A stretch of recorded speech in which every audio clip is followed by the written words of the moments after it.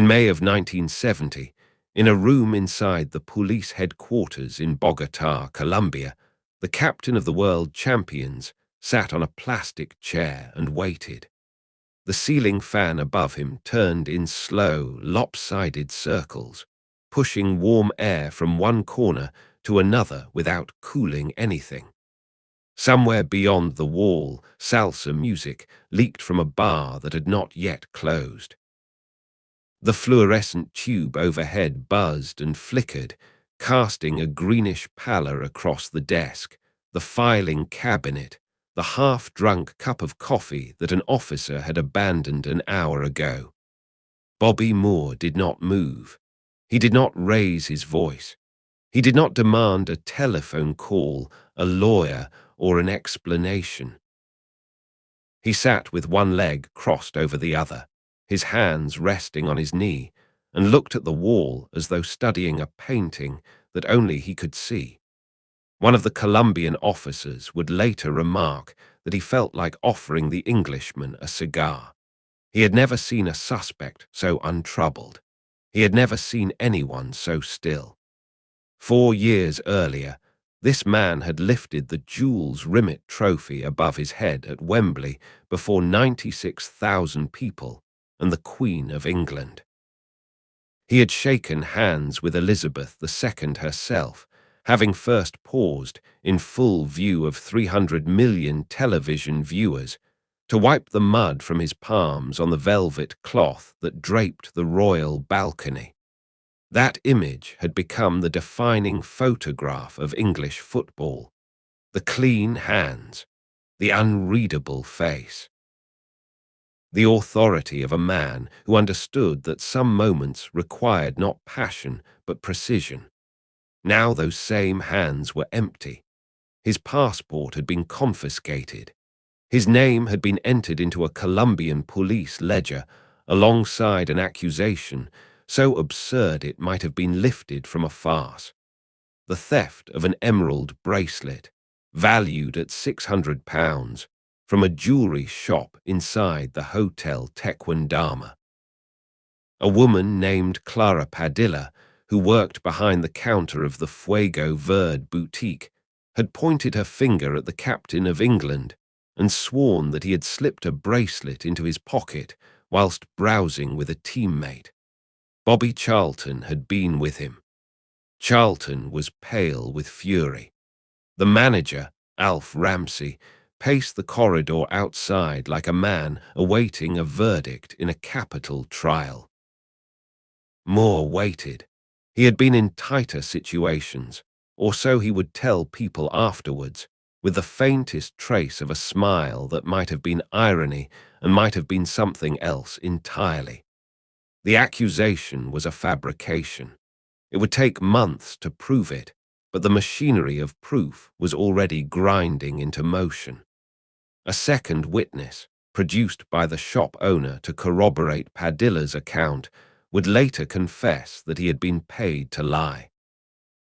The case would be closed in August of that year, dismissed for lack of evidence, quietly buried in a filing cabinet not unlike the one that stood in the corner of the room where Moore sat that night. The whole episode had the fingerprints of a setup, a crude shakedown aimed at extracting money from the English Football Association, exploiting the proximity of the World Cup and the vulnerability of famous men in unfamiliar countries. But none of that was known yet. In this moment, all that existed was the accusation and the man's extraordinary stillness. What does it take to sit like that? What must a person have survived? What private accommodations must he have reached with fear and injustice and the essential absurdity of life, to remain so utterly, so almost inhumanly at ease whilst the world accuses him of something he did not do? To understand that, to understand the particular quality of Bobby Moore's restraint, it is necessary to go back almost 30 years to a small house on Waverley Gardens in the London borough of Barking, to an April night in 1941, when the sky above the East End was on fire. The boy who would one day shake hands with a queen was born under falling bombs. On the 12th of April, 1941, at Upney Hospital in Barking, Essex, a midwife delivered Robert Frederick Chelsea Moore whilst German aircraft droned overhead and the anti-aircraft batteries in Victoria Park sent up their futile, thumping protests against the darkness.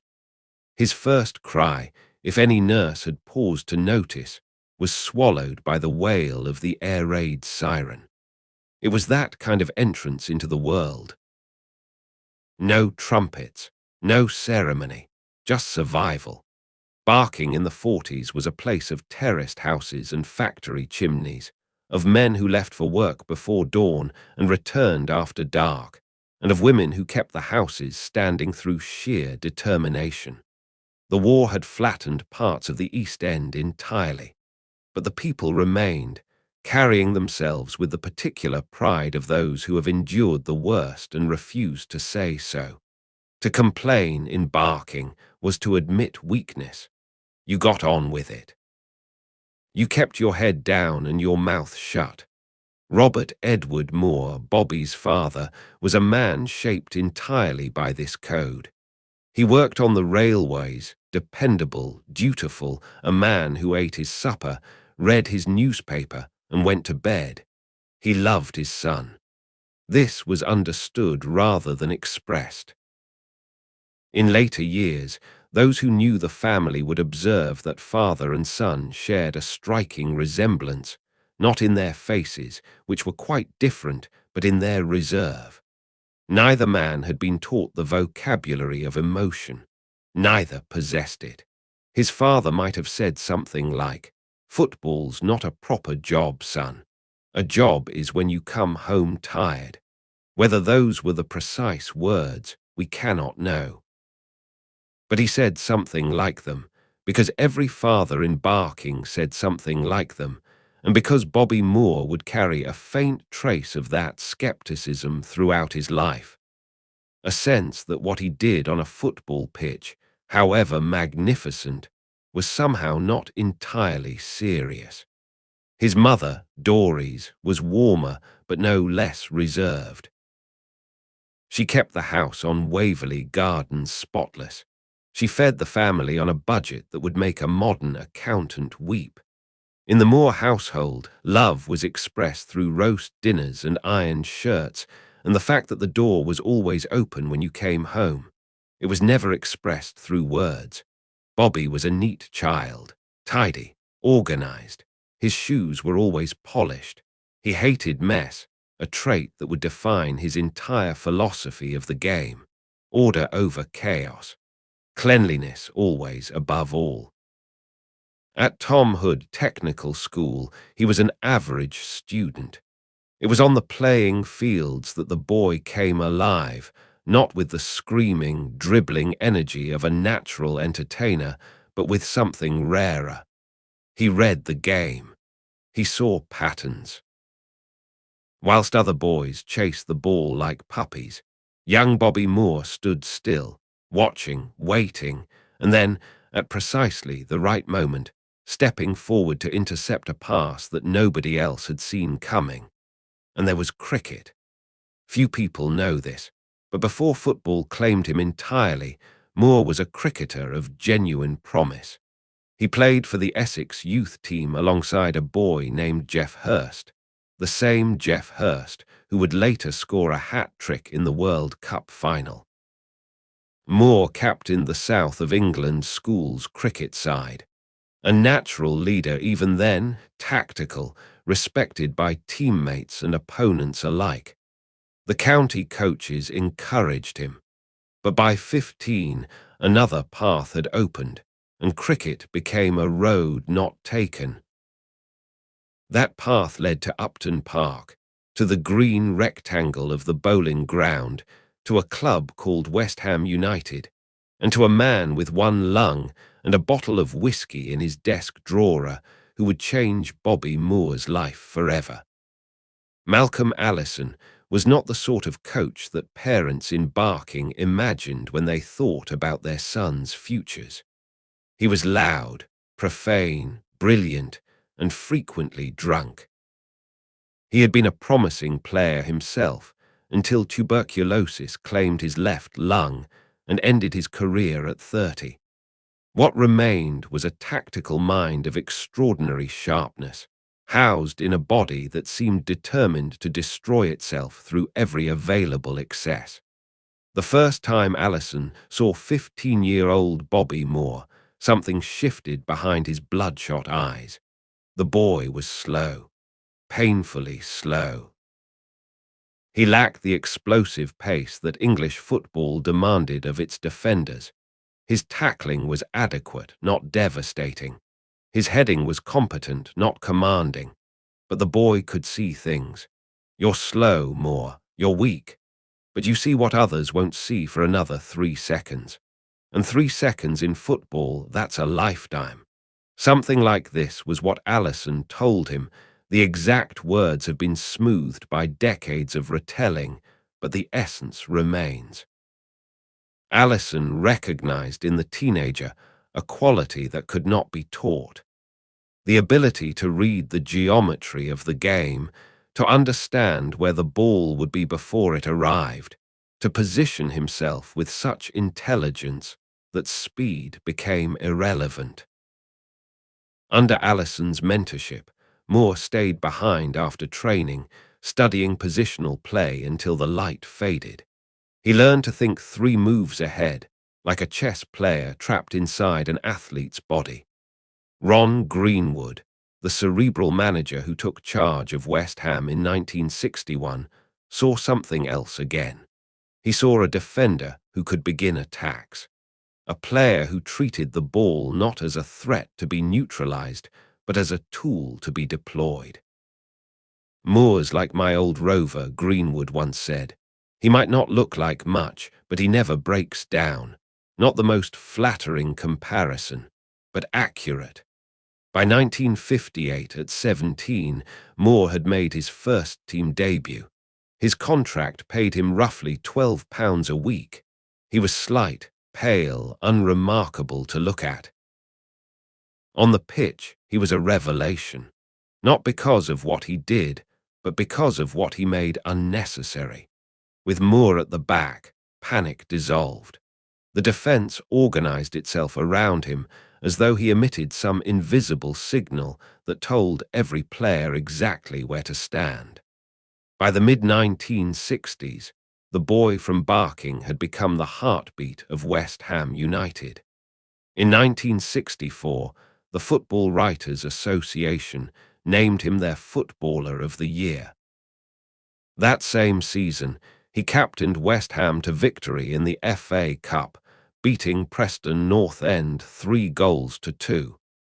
A year later, he lifted the European Cup Winners' Cup after a 2-0 triumph over TSV München 1860 at Wembley.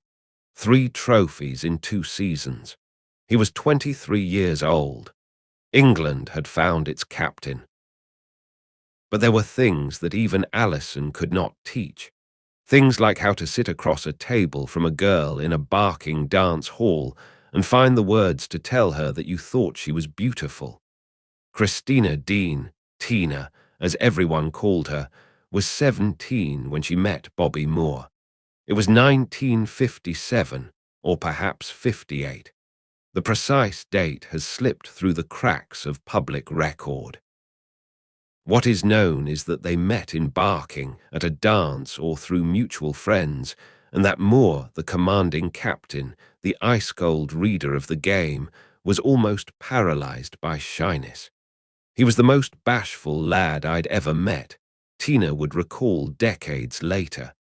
He could barely ask me to dance. And yet on the pitch, he bossed around 30,000 people. She was everything he was not. Lively, expressive, quick to laugh and quick to speak her mind. They were drawn to each other in the way that opposites so often are. She gave him color, warmth, permission to exist outside the rigid framework of his self-control. He gave her stability, purpose and a front row seat to a life about to become extraordinary. They married on the 30th of June, 1962. The ceremony was modest. A church in Barking, family and friends, no fanfare. They smiled for the photographs and went home. Their early years were straightforward. A small house, a tight budget that grew looser as Moore's wages rose. The rhythms of a footballer's marriage. Long absences, anxious Saturdays listening to results on the radio, the particular loneliness of a wife whose husband is public property.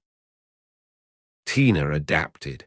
She moved from Barking to Chigwell, a more prosperous suburb where the footballers' wives formed their own small society. Hurst lived nearby. So did Martin Peters. The men who would win the World Cup together were neighbours first. Their daughter, Roberta, arrived in the mid-60s. Their son, Dean, followed in 1968. The family appeared from the outside to be the very picture of post-war English contentment. The talented husband, the beautiful wife, the children, the house, the car in the drive. From the inside, the picture was more complicated. Bobby came home from training, ate his dinner, watched television, and went to bed. He did not talk about his day. He did not talk about his feelings. He did not talk about the pressure, the expectation, the creeping awareness that every match might be his last good one. Tina would sit across the room and wonder, not whether he loved her, because she knew that he did, but whether he would ever find a way to say it. He never talked about feelings, she told an interviewer many years later. He was painfully shy.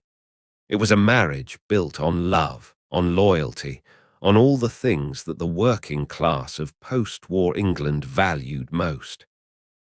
But it was also a marriage built on things left unsaid, the same unspoken code that had governed the house on Waverley Gardens, the same code that had shaped Robert Moore's relationship with his own son. Bobby had inherited his father's reserve as surely as he had inherited his blue eyes. He did not know another way, and so they lived contentedly in the particular restrained English fashion that allows for satisfaction without quite permitting joy. She did not yet know that underneath, beneath the polished surface, behind the blue eyes and the clean shoes, her husband was carrying a secret that would have broken most men his age. A secret involving a hospital room, a diagnosis, and a word that carried the weight of a death sentence. Cancer. But that reckoning was coming. And when it arrived, it would test not only Bobby Moore's famous self-command, but the very foundations of a marriage that looked, to all the world, like the safest house in England. In late 1964, the precise month has never been established with certainty, and Moore himself never spoke of it publicly. A doctor in a London consulting room delivered a diagnosis that should have ended everything. Testicular cancer. The patient was 23 years old. He was one of the most promising footballers in England. He was newly married. He was, by every outward measure, at the very beginning of his life. The treatment was an orchidectomy, the surgical removal of one testicle. It was performed without fanfare, without a press release, without a single word to the newspapers that had already begun to build Bobby Moore into a national symbol. In the 1960s, cancer was not merely a disease, it was a stigma. To speak of it was to invite pity, and pity was the one thing that Moore could not tolerate. To speak of testicular cancer, a cancer that struck at the very center of masculine identity, was, for a young man in that era, virtually unthinkable. Tina knew. She was, as far as the available evidence suggests, one of the very few people who did. Whether Alf Ramsey was told remains a matter of dispute among biographers. The West Ham dressing room almost certainly did not know. Moore continued to train, continued to play, continued to captain his club and his country as though nothing had changed. He had been given a diagnosis. He had undergone a procedure. He had survived. The rest, all of it, he kept to himself. Consider what that meant. To lace up your boots on a Saturday afternoon, to walk out onto a pitch before 40,000 spectators, knowing that your body had already betrayed you once and might do so again. To smile for cameras, to shake hands with opponents, to project the image of invulnerability that your country required of its captain, whilst knowing, with the cold certainty that only a cancer survivor possesses, that somewhere inside you, cells had already demonstrated their capacity for rebellion. He told nobody. He asked for nothing. He went back to work, and he had decided, with the absolutism that characterized every decision he ever made, that he would not give the world the satisfaction of seeing him afraid. Tina, who shared the secret, was drawn closer to him by it. For a time, perhaps the only time in their marriage, they were truly partners, two people bound together by a knowledge that nobody else possessed. She watched him play with new eyes.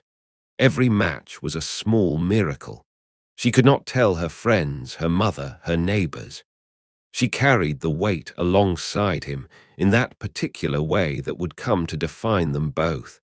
He survived. The cancer did not return, not then. And 2 years after the surgery, the boy from Barking would stand on the pitch at Wembley and lift a golden trophy above his head, and the whole country would roar his name, and not a single soul among the 96,000 would know what he had already endured to be there. The 30th of July, 1966, a Saturday, London. The morning broke overcast and warm, the sky the colour of old pewter, the air thick with humidity that promised rain but never quite delivered. Across England, from Newcastle to Plymouth, from Liverpool to Canterbury, the nation was holding its breath. The World Cup final. England against West Germany. Wembley Stadium. Bobby Moore ate breakfast early. What he ate, what he said to Tina before he left, what he thought during the drive to the stadium, these details have been lost, because Moore was not the sort of man who narrated his own experience. He simply lived it. But we know that when the squad gathered in the dressing room beneath the twin towers of Wembley, the atmosphere was taut with a tension that bordered on nausea. Players fidgeted with bootlaces.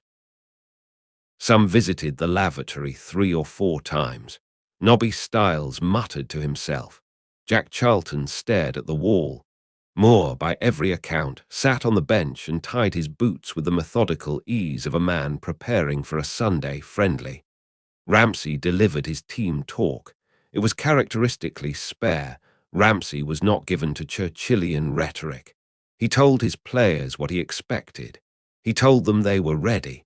Then he turned to his captain, my leader, my right-hand man. He was the spirit of the team. These were Ramsey's words about Moore, spoken not before the match but years afterwards, in a tribute that carried the weight of absolute sincerity. On the day itself, what passed between manager and captain was almost certainly briefer. A look, a nod. The understanding of two men who did not need words. Then they walked out, into the raw, 96,000 voices. The sound did not rise, it erupted, a wall of noise that hit the players as they emerged from the tunnel and struck them physically, pressing against their chests like a change in altitude. The pitch was green and immaculate. Above the royal box, the Queen sat with the Duke of Edinburgh, composed in the particular way that royalty is always composed. The match began, and for 12 minutes, England's worst nightmare unfolded. Helmut Haller struck first for West Germany, a goal that sent a shudder through the stadium like a cold draught through an open door. For a long, terrible moment, Wembley fell mute. Then Geoff Hurst equalised, heading in from a Bobby Moore free kick so perfectly delivered it might have been placed by hand. The crowd surged back to life. Martin Peters put England ahead with 13 minutes remaining. The stadium began to believe. 96,000 people dared to think the unthinkable. Then, in the final minute of normal time, Wolfgang Weber equalised for Germany. The silence that followed was not a silence of shock. It was a silence of dread. Extra time. 30 more minutes. The nation aged a decade in 3 seconds. In extra time, Hurst struck again, the most controversial goal in World Cup history. The ball bouncing off the crossbar and down onto the line, or over it, or not, depending on which nation you happen to be born in. And then Hurst again, in the dying seconds, completing a hat trick that would never be repeated, striking the ball into the German net with such ferocity that Kenneth Wolstenholme's commentary, "Some people are on the pitch. They think it's all over. It is now," became the most famous sentence in English broadcasting. 4-2. England were champions of the world. But the moment that endures, the image that survived the match itself and outlasted every goal, every tactical analysis, every argument about whether the ball crossed the line, happened not on the pitch, but on the steps leading up to the royal box. Bobby Moore climbed those steps, the Jules Rimet trophy waiting for him in the Queen's hands. He was covered in mud and sweat.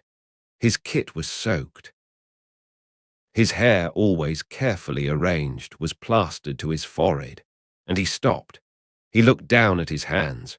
They were filthy, caked with Wembley mud, smeared with grass stains and the residue of 2 hours of combat. He looked up at the Queen, and then, with a gesture so natural and so deliberate that it seemed choreographed, he wiped his palms on the velvet draping of the royal box balcony. Slowly, thoroughly, both hands. Then he straightened, stepped forward, and shook the Queen's hand. Clean hands. A man who would not sully a monarch's glove, even in the greatest moment of his life. The cameras captured it. Click, click, click went the shutters, a sound like mechanical applause. The photograph became the defining image of English sport in the 20th century. Moore, golden trophy aloft, face as untroubled as a cathedral wall. Somewhere in the stadium, Tina watched, and what she felt, pride, relief, love, the private knowledge that this man had beaten cancer to be here, she kept to herself. Because that was what Moores did. That night at the celebration banquet in the Royal Garden Hotel in Kensington, the champagne flowed and the speeches were made, and the nation declared itself, for one shining evening, the greatest footballing country on earth. Moore sat at the top table with Tina beside him. He smiled. He accepted congratulations with grace. He said the right things at the right time. He was, as always, faultless. But what he felt, truly felt, beneath the dinner jacket and the polished smile, remained behind the barrier. He had climbed to the summit. The only direction left was down. On the morning after the World Cup final, the morning after the greatest triumph in English sporting history, Bobby Moore woke up, had breakfast, and drove to West Ham's training ground. He arrived on time. He changed into his kit. He began his warm-up.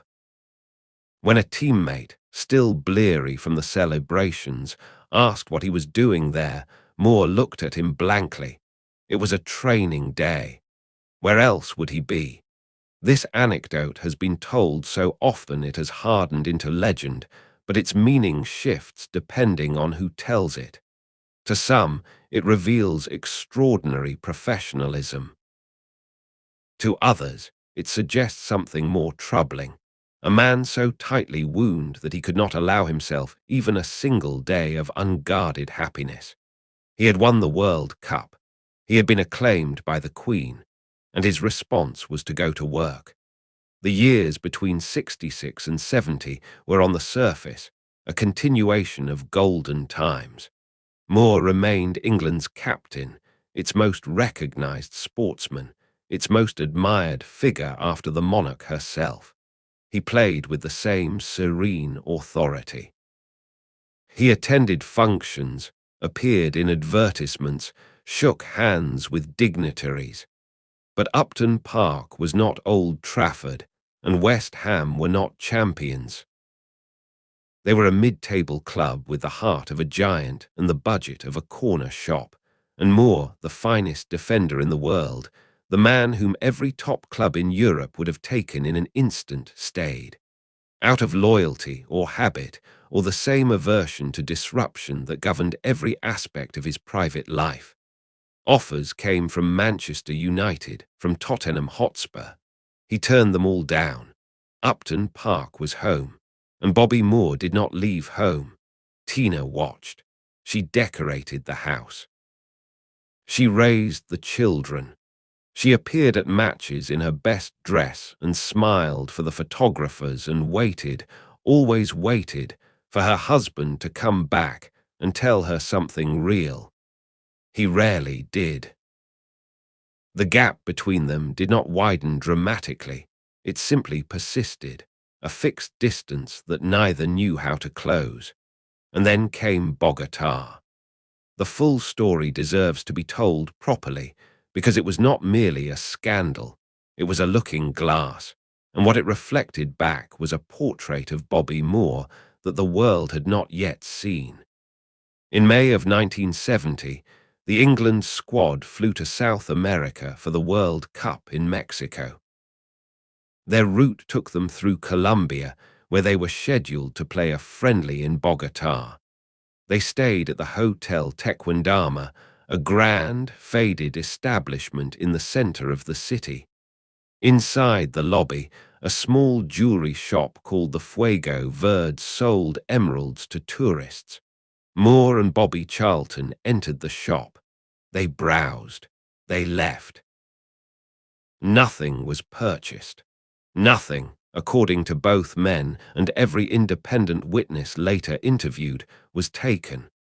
Days later, as the squad prepared to leave for Mexico, Clara Padilla accused Moore of stealing an emerald bracelet. The accusation was supported by a second witness who claimed to have seen Moore pocket the item. Moore was detained. His passport was confiscated. He was placed under a form of house arrest, confined to the hotel whilst the rest of the squad flew on to Guadalajara. 4 days. 4 days in which the captain of the reigning world champions sat in a hotel room in a country where he knew nobody, spoke nothing of the language, and had no legal representation beyond what the British embassy could hastily arrange.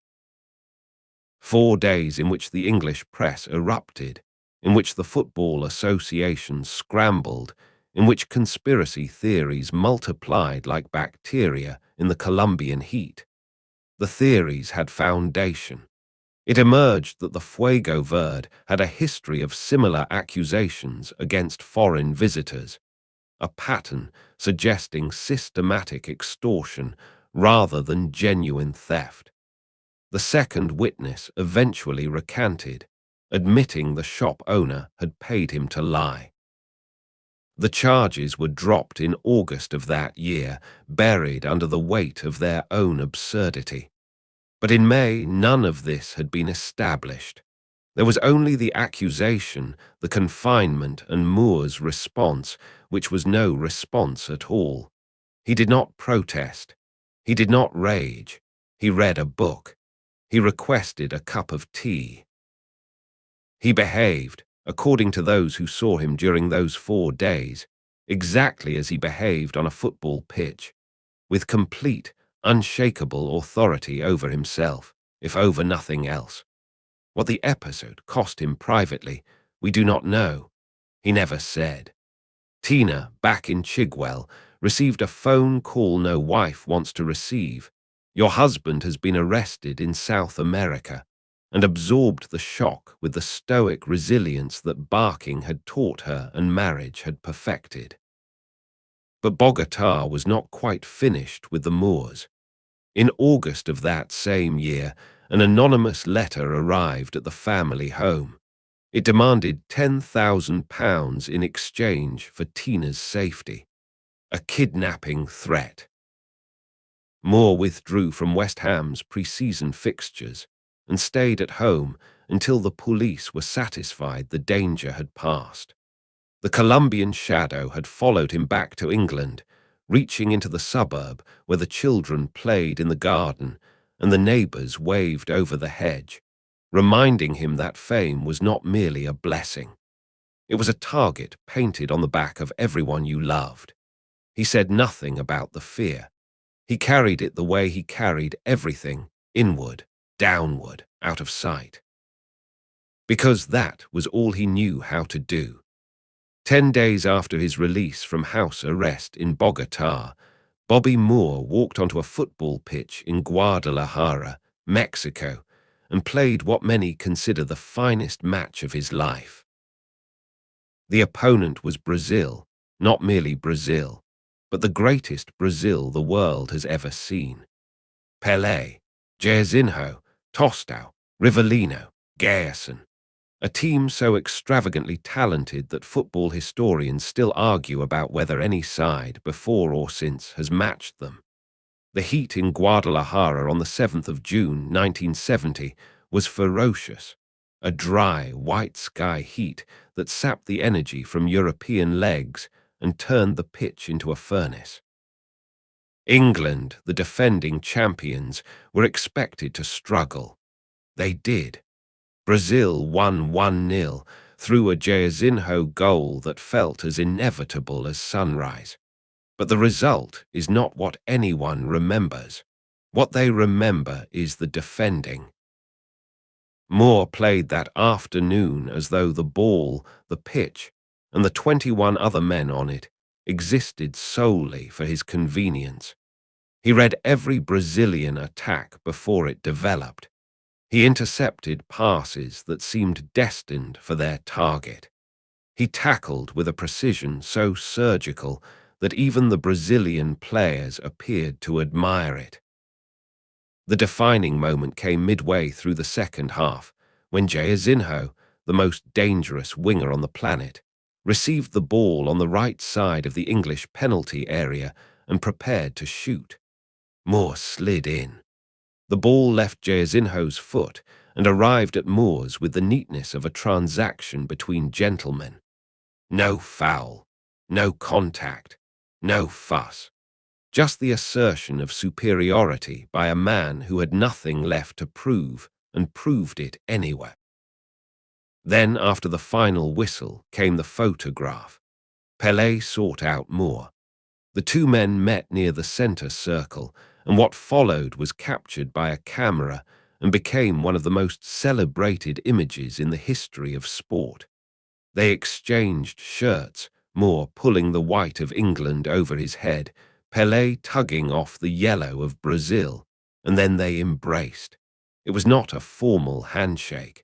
It was not a perfunctory pat on the back. It was a genuine, spontaneous gesture of mutual respect between two men who understood, without needing to say it, that they had just participated in something that transcended the scoreline. The photograph shows them mid-embrace, bare-chested, smiling. Moore's face, for once, is unguarded. There is warmth there, perhaps even joy.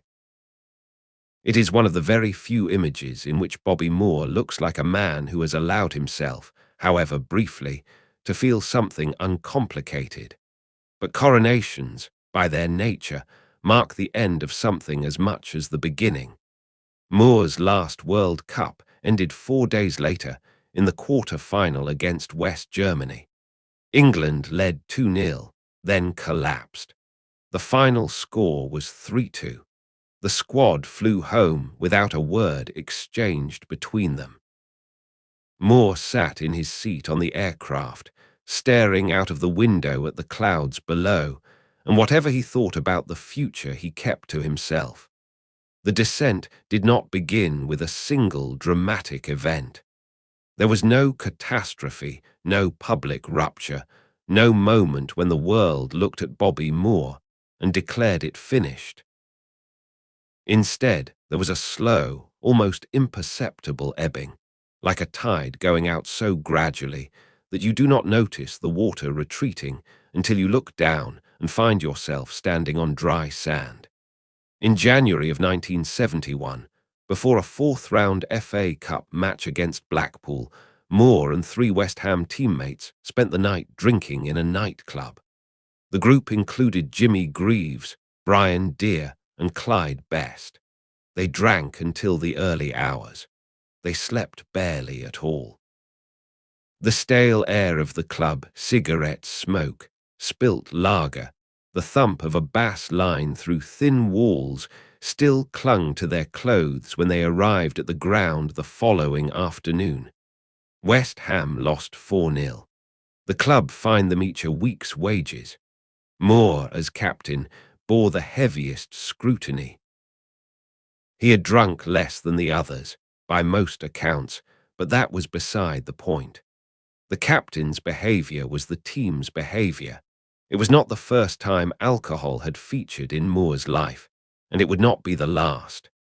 The dressing rooms and players' lounges of that era ran on drink the way engines run on petrol. It was simply the fuel of the culture. George Best was destroying himself with it. Jimmy Greaves would later admit to full-blown alcoholism. Tony Adams would not confront his own dependence until the 90s. Moore was not Best. He did not drink to obliterate himself. He drank the way he did everything methodically, with a discipline that made it easy to overlook how much he was actually consuming. Bobby could put away more in a night than the 4 of us combined. One teammate would remember, and then show up the next morning and train like nothing had happened.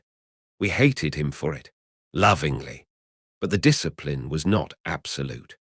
On the 12th of April, 1977, his 36th birthday, Moore was stopped by police and charged with driving under the influence. The court fined him £150 and banned him from driving for 12 months. The date was a detail the newspapers noted with grim satisfaction. The birthday boy, celebrating alone, driving himself into trouble on the one night of the year that was supposed to be his. 6 years later, in 1983, it happened again. Another charge, another ban, 3 years, another fine. The numbers were small. The pattern was not. Was he dependent? Tina, in later interviews, was careful with the word. He wasn't an alcoholic, but he drank a lot, especially after the football stopped. The distinction mattered to her. Whether it was real or merely semantic is a question that Moore's habitual reticence left permanently unanswered. The football stopped in stages. In 1973, 2 events marked the beginning of the end.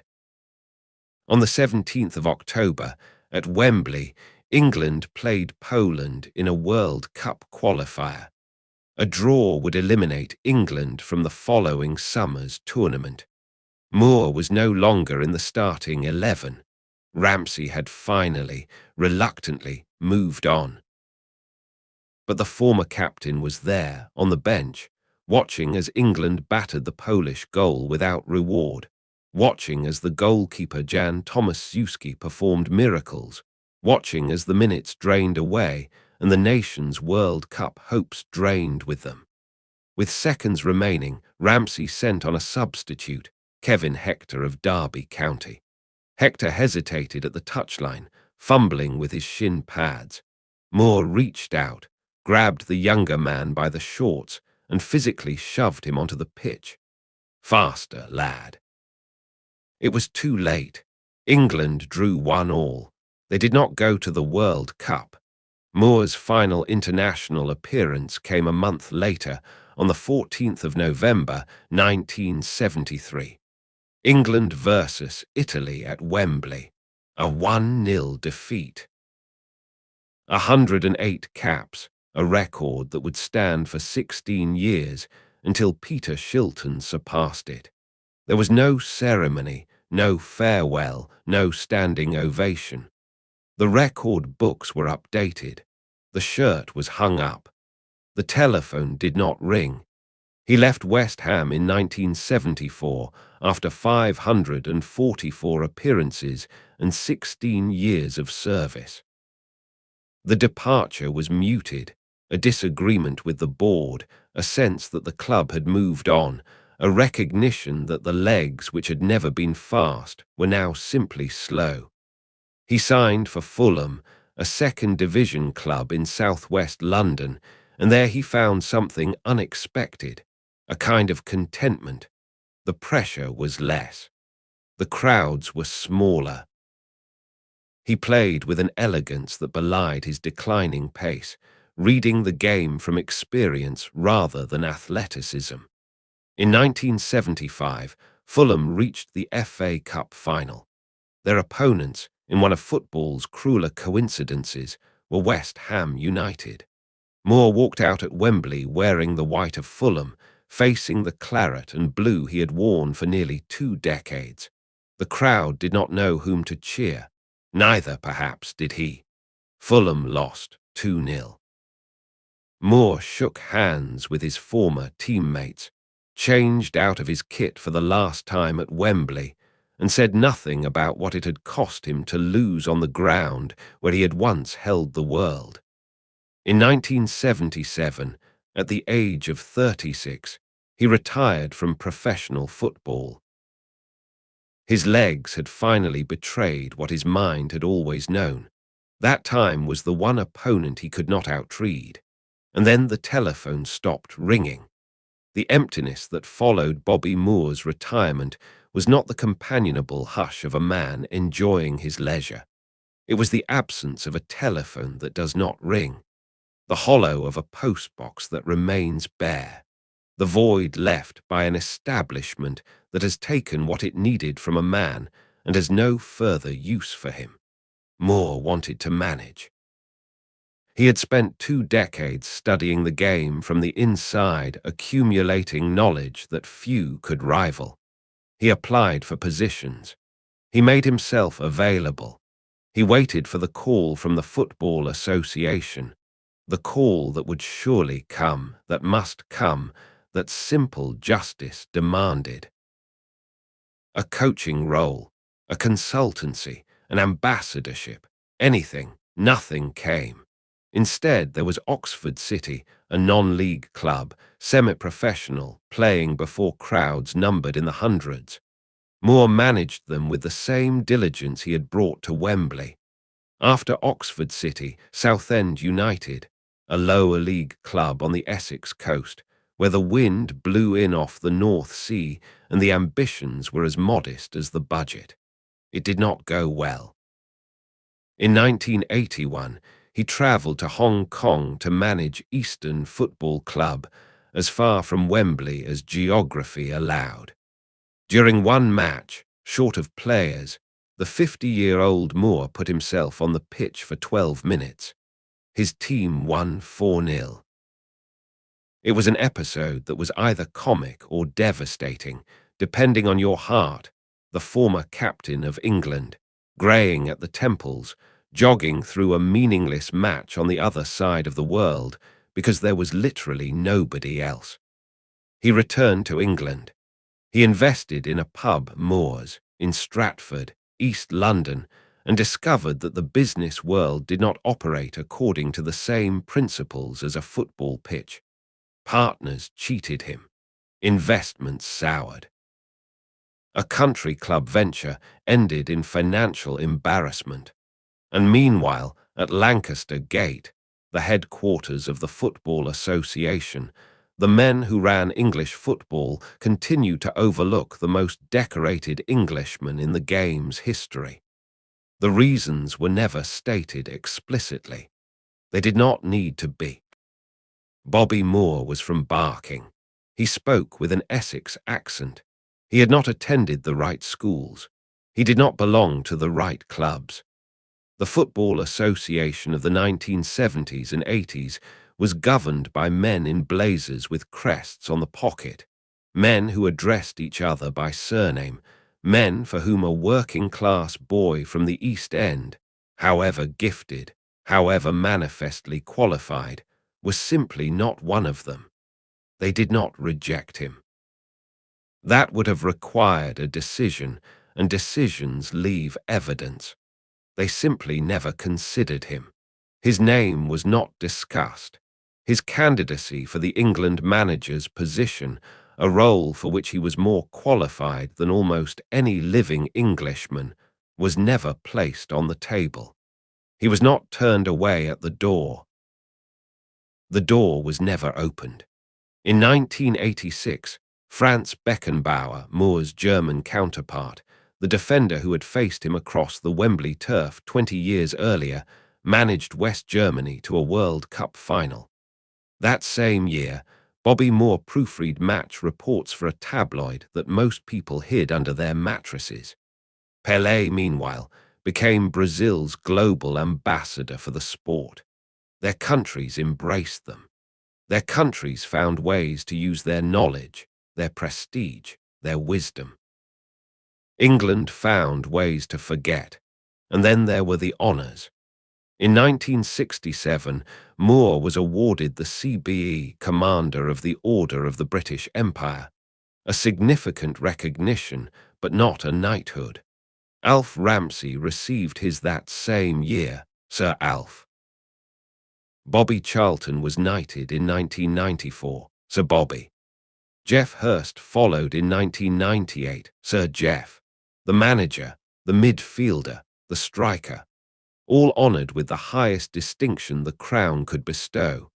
The captain, the man who had wiped his hands before touching the Queen, the man who had lifted the trophy, the man whose photograph defined the finest moment in English sporting history, received nothing more.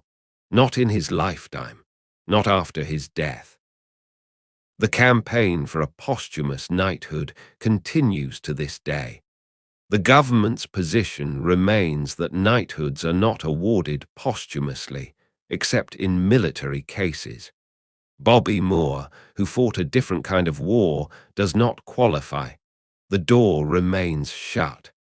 There are sounds that a person never forgets. The crack of a bomb on a neighbouring street, the final whistle of a World Cup, the voice of a stranger answering the telephone in a hotel room where your husband is supposed to be sleeping alone. Tina Moore heard that third sound sometime around 1984. She telephoned a hotel, in which city, she has never specified, and asked to be put through to Bobby's room. A woman answered. There was a pause. Tina asked who was speaking. The line went dead, or perhaps Tina hung up. It does not matter. In the space of that pause, a few seconds of nothing on a telephone line, 22 years of marriage began to collapse. When Bobby came home, she asked him directly. She had never been the sort of woman who circled a subject. Are you seeing someone? He did not deny it. He did not construct the kind of elaborate excuse that lesser men assemble in such moments. He told her the truth, plainly, with the same self-possession that he brought to everything, a self-possession that, in this context, must have felt less like dignity and more like indifference.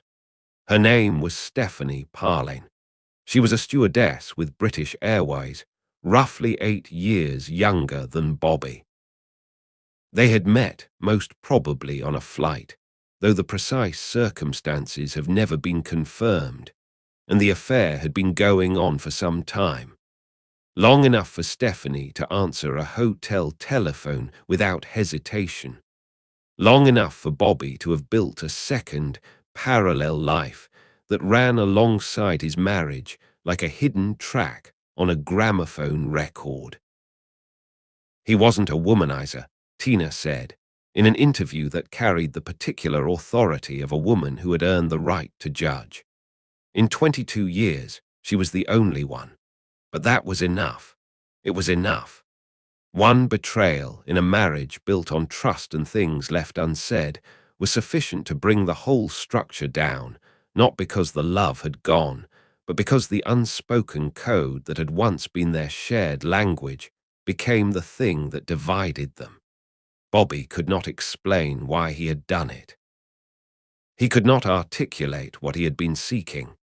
He could not, in all probability, have answered the question even if he had wanted to, because Bobby Moore did not possess the vocabulary of emotional self-examination. He had been raised in a house where feelings were not discussed. He had survived cancer without telling a soul. He had endured Bogota without breaking stride. The muscles that other people used to process guilt, regret, and confusion had simply never developed. Tina and Bobby separated in 1984. The divorce was finalized in 86. The children, Roberta, now in her late teens, and Dean, approaching his 16th birthday, stayed with their mother. The house in Chigwell was divided up along with everything else. Tina did not remarry. She would carry the name Moore for the rest of her life, not out of nostalgia, but out of recognition that her identity had been forged in that marriage, and that to shed the name would be to pretend the 22 years had not happened. They had happened. They had been real. And despite everything, she did not hate him. They met once by chance around 1989. The details of the encounter are scant. What Tina revealed was that the meeting was civil, even warm. The anger had receded, leaving behind something more complicated, a residual tenderness for a man she had loved since she was 17, mixed with the sadness of knowing that the man she had loved was not, and had never been, fully accessible to anyone. Stephanie Parlane, for her part, was not a villain. To cast her as one would be to indulge in the kind of moral simplicity that real life does not support. She loved Bobby Moore. This is not disputed. Whether Bobby was capable of loving anyone with full openness and vulnerability, with the willingness to be truly seen, is a question that haunted both women in his life. Neither could answer it with certainty. The answer lay behind a barrier that Moore had constructed in boyhood and maintained, without interruption, until the day he died. What remained after the divorce were debts. The pub had failed. The country club had failed. The Football Association had offered nothing. Bobby Moore, 45 years old, famous in every country where football was played, holder of the CBE, possessor of 108 international caps and a World Cup winner's medal, needed a job. He found one, of a sort. The Sunday Sport was not, by any conventional measure, a newspaper. It was a tabloid of the lowest order, a publication whose front pages alternated between photographs of topless women and headlines of breathtaking absurdity. A double-decker bus found on the moon. Elvis spotted in a chip shop in Wolverhampton. The paper existed to titillate, to amuse, and to fill the gap between Saturday night and Monday morning with content that required no thought whatsoever. Bobby Moore was hired as its sports editor in 1986. Let the full weight of that settle. The man to whom the Queen of England had presented the Jules Rimet Trophy now sat at a desk in a cramped office. laying out match reports alongside photographs that would have made his mother look away. One unnamed journalist observing Moore at work is said to have remarked, "You held the World Cup once. Now you're holding page proofs with naked girls on them." Moore smiled. He said nothing. He worked at the Sunday Sport for 4 years. He was, by all accounts, professional, punctual, and uncomplaining. He treated the job with the same seriousness he had brought to a World Cup final, which was either a testament to his character or an indictment of a country that had forced him to apply that character to such unworthy material. The answer was both. The Football Association, throughout this period, maintained its distance. No statement of concern. No offer of alternative employment.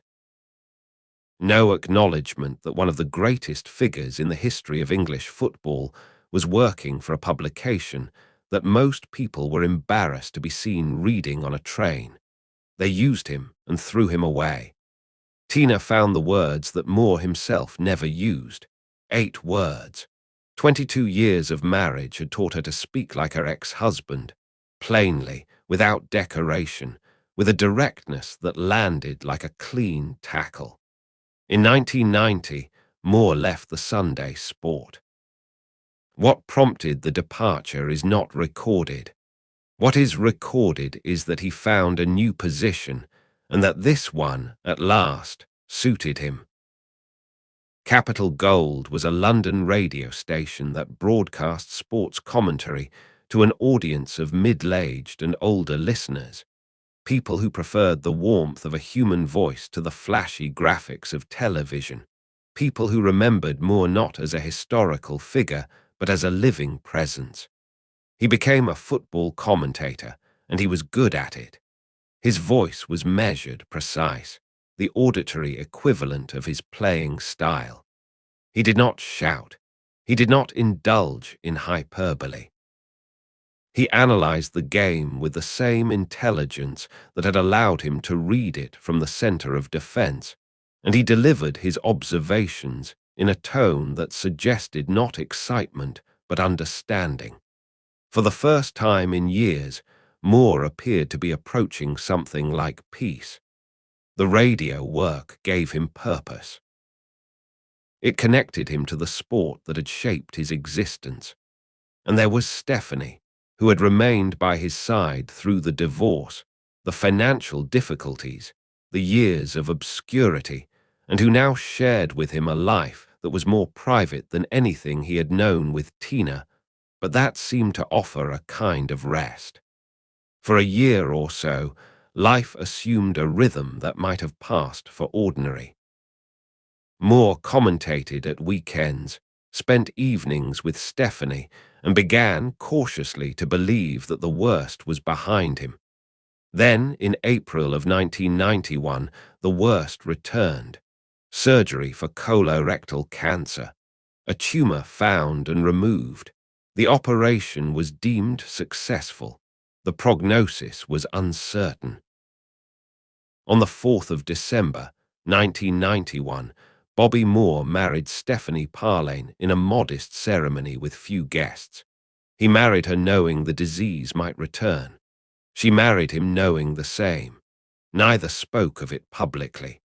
The pattern of concealment that had begun almost 3 decades earlier, when a young footballer had hidden his testicular cancer from the world, repeated itself with the mechanical precision of a habit that had become indistinguishable from character. Moore did not discuss his health. He went back to work. Whether the drinking continued in those final years, neither Stephanie nor anyone else has said. Like so much about Bobby Moore, the answer lies behind a door that was closed from the inside. For nearly 2 years, nobody outside his immediate circle knew that anything was wrong. He continued to commentate for Capital Gold. He attended matches. He traveled to grounds around the country, climbing the stairs to the press box with the careful, deliberate tread of a man conserving energy without wanting anyone to notice. His voice on the radio remained steady. His analysis remained sharp. The listeners heard nothing amiss. They had no reason to suspect that the man behind the microphone was slowly, irreversibly failing. The cancer had spread. Metastases had appeared in the liver. The surgery that had seemed successful in April of 91 had bought time, but not enough. By early 1993, the disease had advanced beyond the reach of treatment. Moore knew. Stephanie knew. The rest of the world did not. On the 14th of February 1993, Valentine's Day of all days, Bobby Moore made a public statement confirming that he had cancer. The announcement was brief, factual, stripped of self-pity. Here are the facts. Make of them what you will. He did not ask for prayers. He did not appear on television weeping. He simply told the truth, and then he went back to work. The reaction was immediate and overwhelming. England had not known. The football world had not known. The man who had captained their country to its finest hour, who had seemed, despite the decline, the obscurity, the Sunday sport, indestructible in the way that national icons are supposed to be, was dying. He was 51 years old. He had weeks to live. Letters arrived. Telephone calls came. Old teammates reached out, Hurst, Peters, Charlton, men who had shared the Wembley pitch and who now confronted the unfamiliar sensation of a world without Bobby Moore in it. The public expressions of support were sincere, but they carried an undertow of guilt that nobody quite articulated. Where had this support been during the years of neglect? Where had the telephone calls been when Moore was managing Oxford City, or editing the Sunday Sport, or driving home alone on his birthday? 3 days after the announcement, on the 17th of February, Moore commentated on his final football match. England versus San Marino, a World Cup qualifier. England won 6-0. It was not a significant match by any sporting measure. It was significant only because of the voice that described it, a voice that came through the radio with the same measured authority it had always possessed, betraying nothing of the catastrophe unfolding inside the body of its owner. He sat in the commentary box with his notes before him and his headphones on and his microphone live, and he talked about football. He talked about formations and substitutions, and the quality of the San Marino goalkeeper. He did not mention the pain or the medication or the fact that the doctors had told him his time was measured in days rather than weeks. He did his job. He did it well. And when the match ended and the microphone was switched off, Bobby Moore gathered his papers, thanked his colleagues, and went home. It was the last time the public heard his voice. At 6:36 on the morning of the 24th of February, 1993, in a house in Putney, southwest London, Bobby Moore died. He was 51 years old. Stephanie was beside him. The details of those final hours belong to her, and she has shared almost none of them. What is known is that the end came without drama. There was no rally, no deathbed speech of the kind that biographers long for and real life almost never provides. The cancer had done its work. The body that had outrun Jairzinho and outmaneuvered Pelé and carried the Jules Rimet trophy up the steps of Wembley simply stopped. He was the first of the 1966 World Cup-winning squad to die. This fact carried a weight that went beyond statistics. Moore had been the captain, the leader, the figurehead, the man around whom the others had organized themselves. For him to go first felt like a violation of the natural order. Captains are supposed to be the last to leave the ship. Bobby Moore left first, and the men who remained on deck understood, perhaps for the first time, that they too were mortal, and that the golden afternoon of '66 was receding into a past that could no longer protect them. Pelé, in Brazil, wept on camera. "The world has lost one of its greatest footballers," he said, his voice thick, "but it has lost an even greater human being." Beckenbauer, from Germany, spoke with the precision of a man who understood the scale of what had gone. Bobby was the benchmark by which defenders should be measured. Ramsay, Sir Alf, elderly and suffering from Alzheimer's, was informed, but whether the news penetrated the fog of his condition is uncertain. The old manager, who had built his greatest team around Moore's intelligence, may or may not have understood that the cornerstone of his masterpiece was gone. At Upton Park, scarves were laid against the gates. Thousands of them, claret and blue, knotted around the railings, piled on the pavement, draped over crash barriers. Fans who had been children when Moore lifted the World Cup now stood in the February cold with their own children, trying to explain who this man had been and why his death mattered. At Wembley, the flag was lowered to half-mast. It hung limp against the grey sky, stirring occasionally in the wind, marking an absence that no ceremony could fill. The funeral was held at Putney Vale Crematorium, by Moore's standards or by Stephanie's, a private affair. The guest list was small. The service was brief. The man who had performed before millions was sent off before dozens. His ashes were interred alongside those of his parents, Robert and Doris Moore, the couple from Waverley Gardens who had raised a boy to keep his shoes polished and his feelings hidden. He had returned to his father. In death, he was closer to the taciturn railwayman from Barking than he had ever been in life. Two men, side by side, who had never learned to speak about the things that mattered most. Tina heard the news. What she felt in that first moment she has never fully described. But years later, speaking with her characteristic directness, she said, "Part of me died with him, despite everything."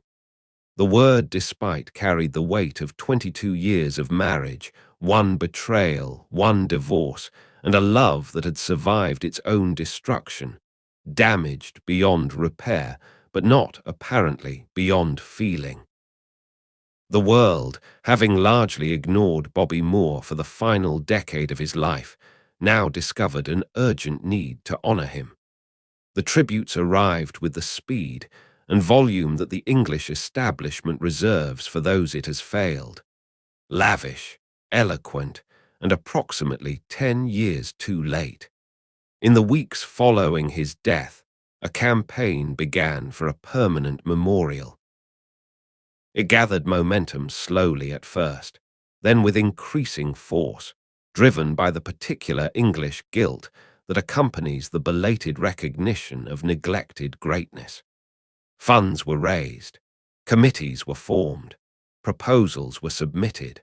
The machinery of commemoration, which had been entirely dormant during Moore's lifetime, now churned with impressive efficiency.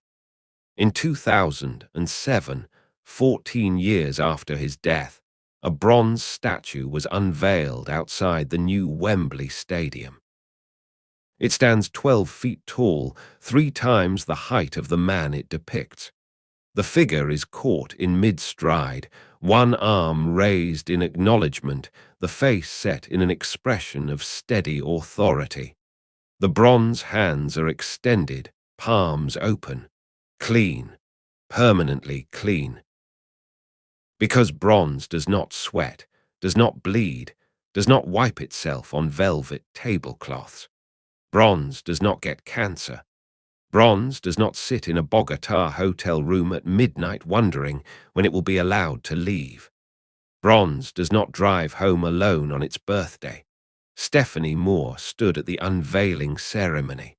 14 years without him. She had spent those years building something that Bobby himself had never been given the chance to build, a legacy of practical good.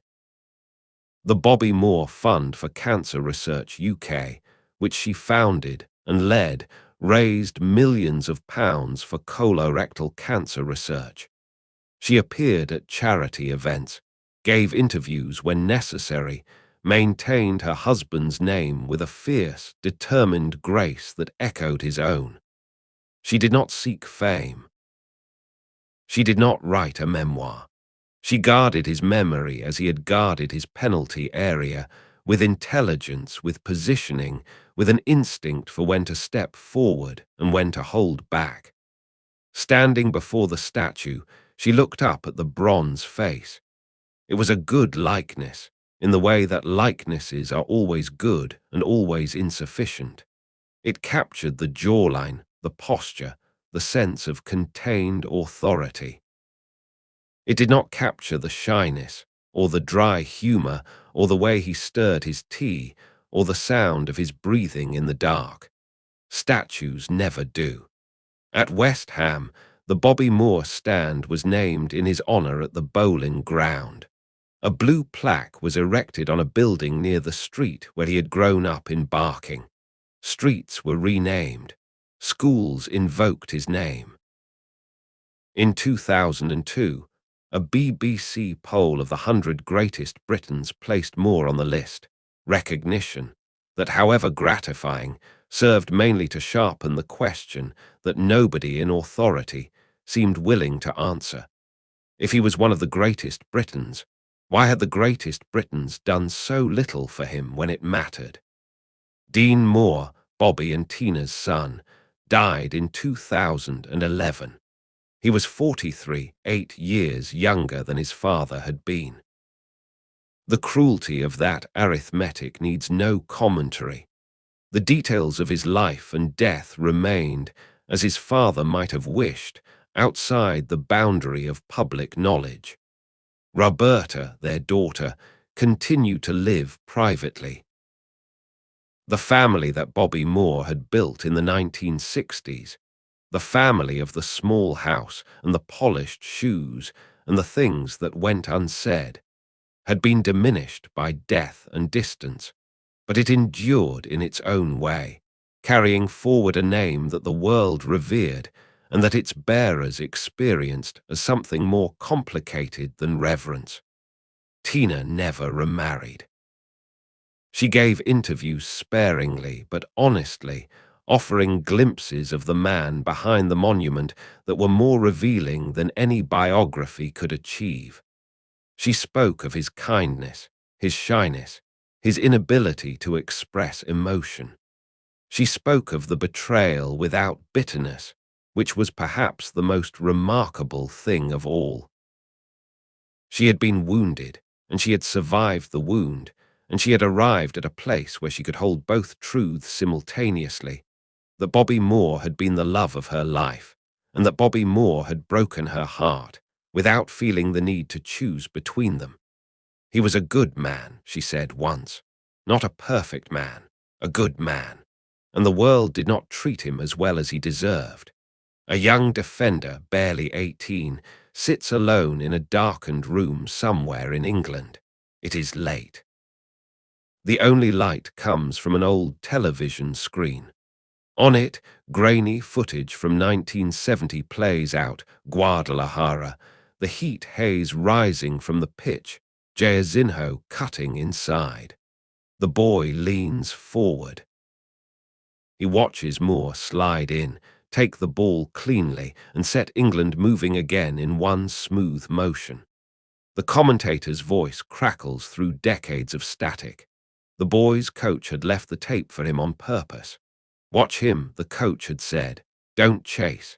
Anticipate. That's how you play the game. The boy nods to no one. He will carry that lesson onto every pitch he ever steps onto. Thousands of boys like him in every generation since have done the same. Moore never coached them. He never met them. Yet he shaped them all. That is the legacy, not a list of trophies or a row of statistics, but a way of seeing the game that passed from one man to the next, hand to hand, like a clean baton. A way of playing that said, the mind matters more than the body. That anticipation defeats speed. That grace under pressure is not weakness, but the highest form of strength. Gareth Southgate would later be handed the England managerial role that Moore was never offered. The world had moved on, or perhaps it had simply learned to disguise its old prejudices more effectively. Either way, the game itself remembered what the men in blazers had chosen to forget.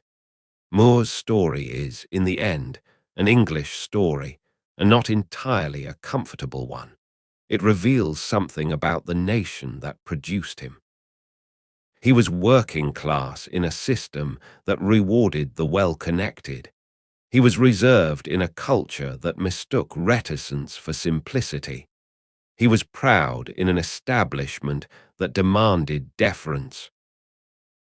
And he was too dignified to complain about any of it, which meant that nobody was ever forced to confront the scale of what they had done, or, more precisely, what they had failed to do. He never received his knighthood. Ramsay did. Charlton did. Hearst did. The campaign for a posthumous honour goes on. The government's position remains unchanged. And the irony that the man who showed more respect to the crown than perhaps any sportsman in history was denied the crown's highest recognition is one that England has yet to resolve. But Moore, one suspect, would not have minded. Not because he did not deserve it, he did, more than most, but because honour for him was never something bestowed from above. It was something you carried inside yourself, in the way you conducted your life when no one was watching, in the decisions you made at 4 in the morning in a foreign country with the world turned against you and no one to see whether you held your nerve or lost it. He held his nerve, every single time. Bobby Moore. 12th of April 1941, 24th of February 1993, 51 years, 108 caps, 1 World Cup, 2 marriages. One secret illness that nearly killed him before anyone knew his name. One public illness that took him before anyone was ready.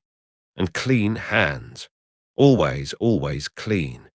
He wiped them once in full view of the world before he shook the Queen's hand. He kept them clean every day after that, through the bombs of Barking, through the hush of his father's house, through the secret operation that should have ended his career before it began, through the gold of Wembley and the hotels of Bogota, through the betrayal that cost him his first marriage and the tabloid desk that cost him his dignity, through the last radio broadcast he ever gave, and the final morning in a house in Putney, where the light pressed against the curtains and the world went on without him. He kept them clean when no one was looking, and in the end, that was the only victory that mattered. Thank you for staying until the end. Perhaps you knew someone like Bobby Moore, a man who carried more than he ever let on, who faced the world with his shoulders straight and his feelings hidden. Or perhaps you were a little like him yourself. Either way, his story reminds us that the truest kind of strength is not the kind that roars. It is the kind that endures.